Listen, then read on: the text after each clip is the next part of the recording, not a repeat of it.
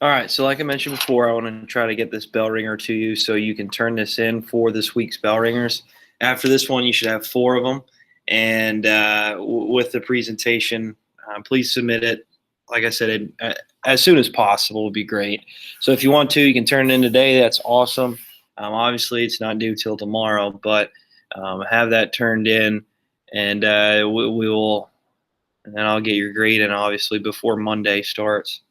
I expect a test next week. We're coming towards the end here, and as you finish up your battles project, obviously that's close to the end. We'll talk about the Treaty of Versailles, League of Nations, and the ending of the war, and how that has an impact in the United States after the war. All right, so I'm thinking maybe Wednesday or Thursday for an exam. So just to let you know. All right, so again, try to have this bell ringer done for today, and turn that in. You should have four of them, so make sure you turn that in along with your video, okay, your presentation. Again, you don't have to be in the video, just you talking over your presentation, and submit that so I can give you a grade for it. Okay, obviously remember your primary source, right? That's a big thing. Or your political cartoon. You'll probably find a primary source easier, and make sure you detail that, describe it. Okay, just don't list it. Oh, here it is. Okay, actually describe your primary source. Another thing is your citation page. Okay, make sure you have your citation page there. All right, so bell ringer for today. Describe the Russian Revolution. Why was this event significant? So I'll give you about 3 seconds. You can pause it right now so that you can write down your response, and I'll go over it. All right, so the Russian Revolution, significant because this ultimately pulled Russia, okay, out of World War I. Right, we know this as a conflict between the Triple Entente, right, the Allied powers, and the Central Powers, which was mostly Germany. Okay, we had Russia battling Germany on the Eastern Front, and we have Great Britain and France on the Western Front, all duking it out.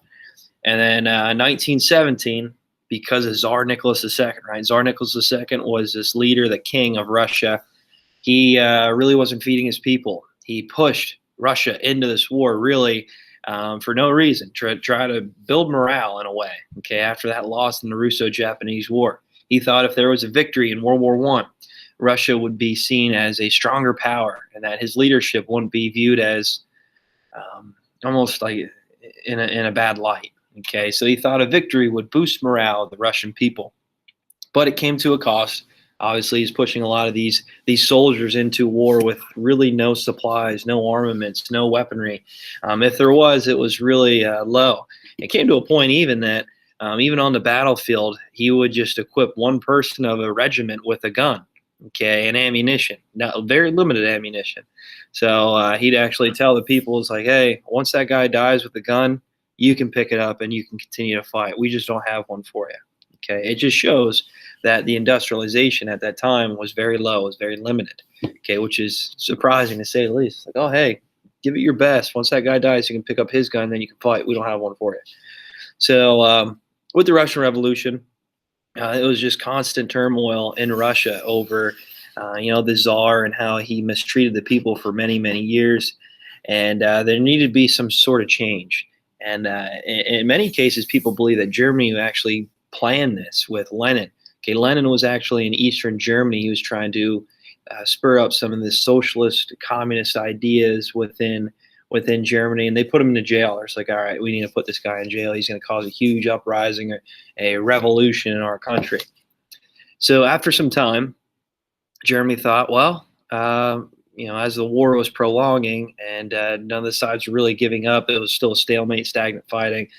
Germany thought, well, we'll just send this guy, okay, Vladimir Lenin, back to Russia to start this huge uprising, this rebellion, to pull them out. And then we can focus all our attention on the Western Front, which that's actually what happened. It worked, okay? It was a good plan and it worked.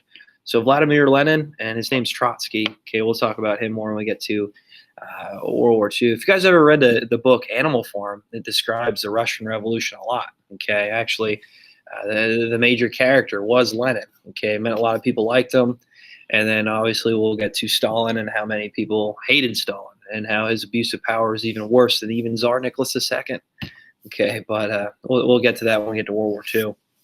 So Lenin, okay, he started this uprising in in Russia, this Bolshevik revolution, to try to have government control of private business, to try to make sure that there would be equality amongst the people. Okay, that there won't be any type of, I guess you could say, rebellions, and that the worker class was granted equality, and to make sure that there was no distribution or unequal balance of power and wealth.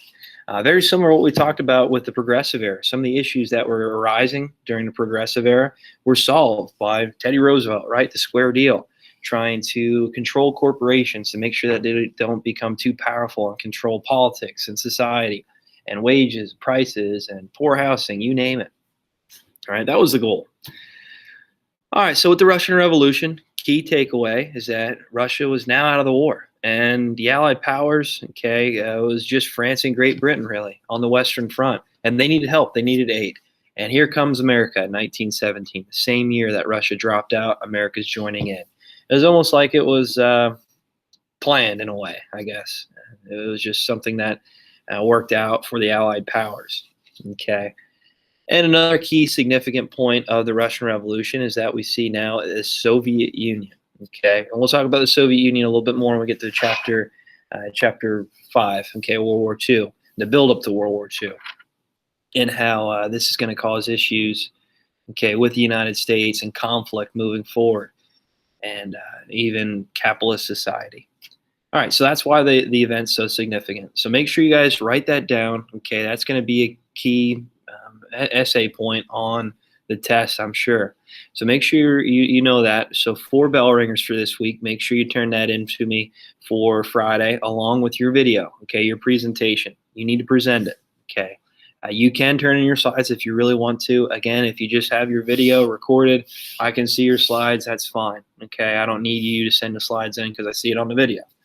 All right, so turn that in. Make sure you have your partner's names on it as well so I can go in and put the grade in for that. Primary source, make sure you remember, describe it, okay, just don't list it, and then the citation page. All right, so turn that in for this assignment, okay, your presentation and your bell ringers, and I'll give you a grade for that. Hopefully I can get it done and completed for Monday. And make sure you remember there's probably going to be a test in the upcoming week of next week, so maybe Wednesday or Thursday. But you know what? We have a half day Wednesday, so Thursday I guess it will be. Okay, I know it's a long chapter. There's a lot to go over. There's a lot of build up to what we're going to be seeing moving forward when we get to World War II. Okay, Cold War. Okay, World War I is almost like the stepping stone to that. All right, we'll see you guys later. Have a great weekend, and be safe. Take care. Have a good one.